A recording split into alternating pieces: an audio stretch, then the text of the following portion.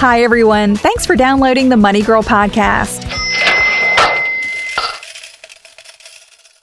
I'm Laura Adams, the author of Money Girl's Smart Moves to Grow Rich. It's available at your favorite bookstore in print or as an ebook for your PC, Mac, e-reader, or smartphone.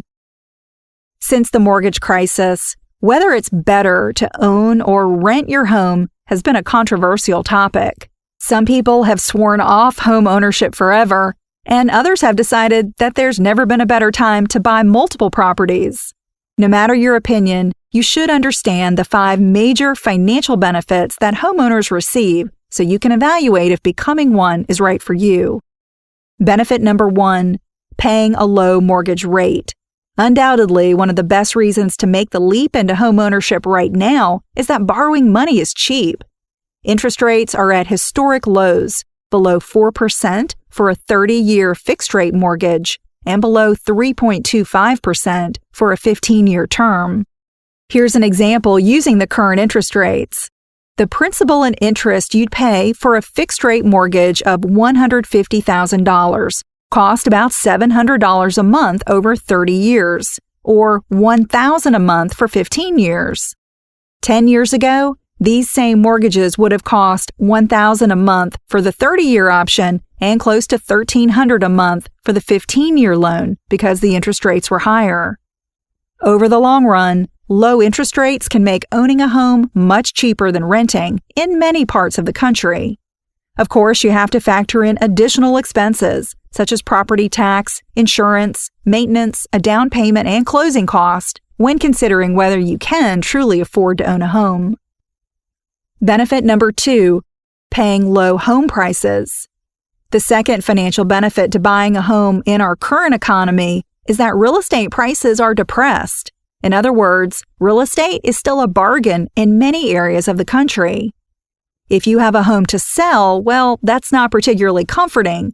But if you're a first-time home buyer, you have a great opportunity to get into the real estate game at prices you might never see again.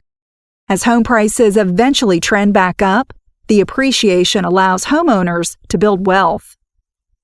Benefit number 3, hedging against inflation. And speaking of prices going up, another often overlooked financial benefit of owning a home is that it's a solid hedge against inflation. Consider this. If you have a fixed-rate mortgage, the price you pay to have a roof over your head can't change, no matter what happens to interest rates or the economy. The cost of your home is locked in for the term of your loan, such as 15 or 30 years. Even adjustable rate mortgages come with an interest rate cap, so you know the maximum potential mortgage payment. On the other hand, when inflation causes the price of goods and services to go up, rent prices can skyrocket, which can make owning a home much more affordable when inflation rears its ugly head. Benefit number 4, building equity. The fourth financial perk of owning a home is that you can build equity, which is the value of a property that you actually own. For example, if your home is valued at $175,000 and you owe $100,000 to the lender, you have $75,000 in equity. What's really great about a fixed-rate mortgage is that each payment is made up of a principal and interest portion. With each monthly payment, you automatically reduce your outstanding loan balance by a slightly larger amount. Therefore, every payment you make means you own more of your home and owe less. This is a stark contrast to paying rent, which is a pure out-of-pocket expense. Although real estate values can go up and down, over the long term, they have appreciated. If your home value goes up at the same time that your debt goes down, that's a really powerful combination. Owning real estate gives you the opportunity to build wealth from price appreciation, paying down your mortgage, or from both. Benefit number 5, saving money on taxes. Yes, homeowners have additional expenses, such as property tax and maintenance.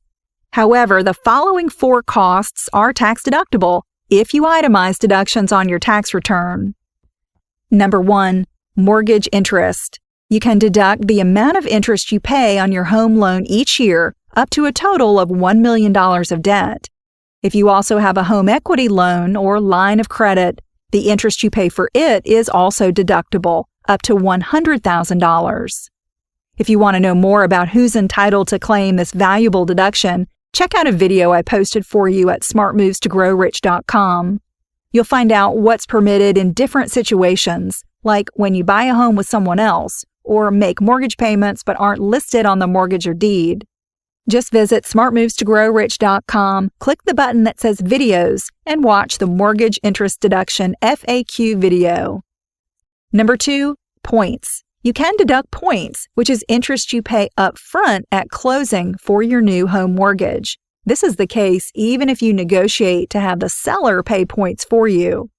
Number 3, property taxes. You can deduct any state or local taxes charged for your real estate. And 4, private mortgage insurance or PMI. You can deduct some or all PMI premiums you may be charged when your down payment is less than 20% of your home's value.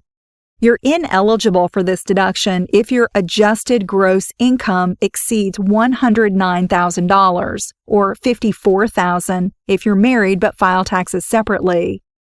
I did a previous podcast about PMI called What is Private Mortgage Insurance and How Can You Get Rid of It, which is episode number 176. In addition to these annual tax breaks, one of the biggest tax savings for homeowners occurs when you sell your home.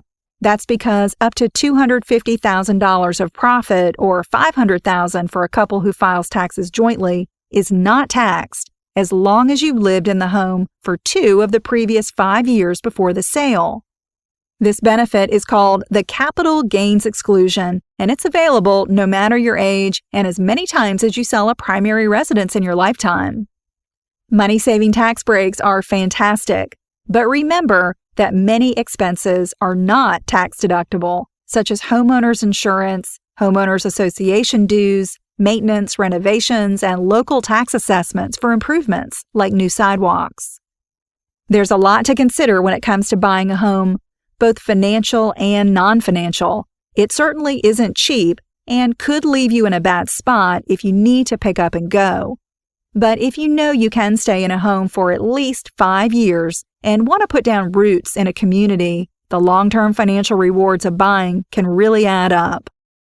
If you have questions about buying or owning a home, post them on the Money Girl Facebook page. Just go to facebook.com and do a search for Money Girl. If you're on Twitter, be sure to follow me under username Laura Adams, LauraAdams, with no space. Also, if you're not already subscribed to the Money Girl podcast in iTunes, that's how most people get the show. Subscribing is free and simply means you'll automatically get each new episode as soon as it's published on the web.